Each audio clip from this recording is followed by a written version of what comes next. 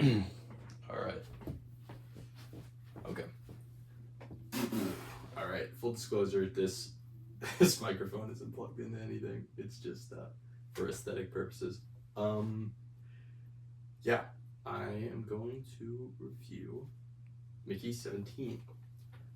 This is the newest from Bong Joon-ho, legendary North or South Korean director. I don't know which one.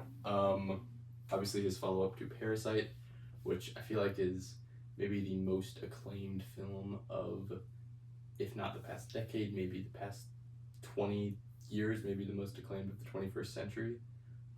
So he has a lot to follow up, and I think the first thing I'll say about Mickey 17 is that it's not Parasite at all. You could kind of tell from the trailers. This is more indicative of something like Snowpiercer in Bong's filmography than Parasite, in that it feels like a more Hollywood production. It's a larger budget. It is very sci-fi influenced, but it is also very clearly a Bong Joon-ho movie. He is kind of making what feels like a blockbuster in scale, but it is still a very clearly examining things and themes that are very prominent in all of his other films. And those themes are obviously focused on class.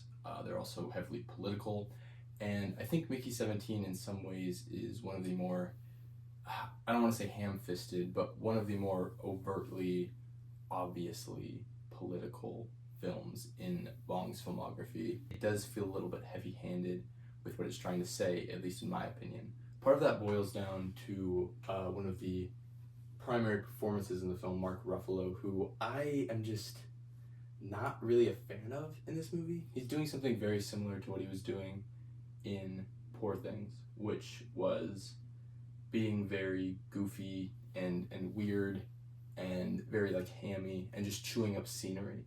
And him and Toni Collette, his on-screen wife in this movie, are very much doing that. He's kind of doing a little bit of a Trump impression. I would argue it's even more of a Trump impression than what Sebastian Stan was doing in The Apprentice when he was literally playing Trump.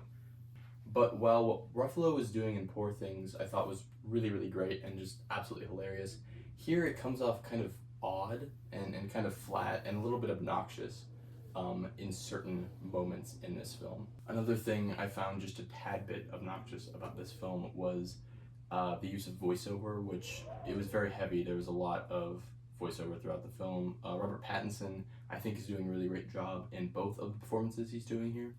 A very odd voice. I think it's very interesting how like chameleon-y and how like character actor-y Robert Pattinson has felt in the past several years. He obviously feels like a leading man in a sense, but like his sensibilities are very, I don't know, his performance style is very attracted to like doing weird out there voices or just kind of changing his mannerisms film to film so that he's almost unrecognizable every time he's doing a performance. And this is no different. I think he's really great in this film. Also does a really good job of differentiating between the two Mickeys in this movie. I thought the stuff that was focused on Mickey was probably the most interesting aspect of the entire movie. The problem is there's a lot more going on here than just the Mickey plotline, which I think is kind of a shame because the Mickey plotline does very much explore a lot of the, themes of class that Bong really wants to get into in this film and has wanted to get into with all of his films. The idea of like a sort of lower class, working class person being seen as expendable by higher class, like ultra rich people, can already like work very well thematically. But they throw in a lot of different things that I just think are very, very on the nose. There's a couple lines of dialogue and a couple monologues I think are just kind of frustratingly obvious. And that was what kind of bothered me. It felt with the voiceover, with kind of the over explanation and the heavy exposition, along with a lot of the overtly political things, it just kind of felt like the movie was talking down to me in specific moments, which I've never really felt in a Bong Joon-ho movie, really. And I don't know. I wonder why that is with this specific film. I just thought the writing style was very um, obvious, I guess is the word I keep coming back to. But despite those criticisms, I actually had a really fun time with this movie. I thought it was great. I thought there's a lot of really great moments of satire. Oddly enough, this cast is very comedically talented.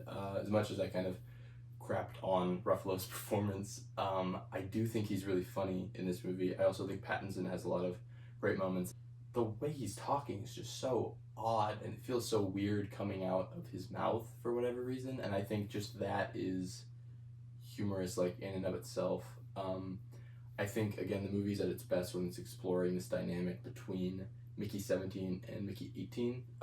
They kind of make these characters very different people, and Mickey 18 is basically acting as, like, this voice of reason to Mickey 17, which, again, was another interesting way to explore class. Like, Mickey 18 was very much telling 17, this shouldn't be how it is, you shouldn't be treated like this isn't the way it should work, and kind of acting as his voice of reason, I thought was one of the most compelling aspects of the whole movie. The second act is really when it hits its stride, because the first act is sort of bogged down by a lot of exposition and world building, and the third act is a little bit underwhelming in terms of how they choose to wrap up the film. It feels as though Bong is kind of interested in doing something that has more spectacle to it, just because he has a larger budget here. But while he wants the spectacle, there's not a lot of actual, like, action in this final act. It is a lot of talking. It is a lot of him continuing to explore these political themes. So I don't know. It felt like a lot of setup, and then the payoff of the third act was just a little bit underwhelming. But again, the second act I think works really well when it's just kind of getting into the complications of having these multiples, and it was just really funny in that moment. Visually, this movie looked spectacular. Technically speaking, this is a really, really impressive movie. A lot of really creative shots. I think the production design is really great. The visual effects are incredible. The aliens in this movie just look really, really gorgeous. Also, this is sort of a small thing that I think would go unnoticed, but it is very impressive how seamlessly having two Robert Pattinsons on screen at a time works, especially because they very much lean into that. There's only a couple of moments where, like, you're seeing the back of them, or you're able to, like, work around that and not have two Robert Pattinsons in one scene.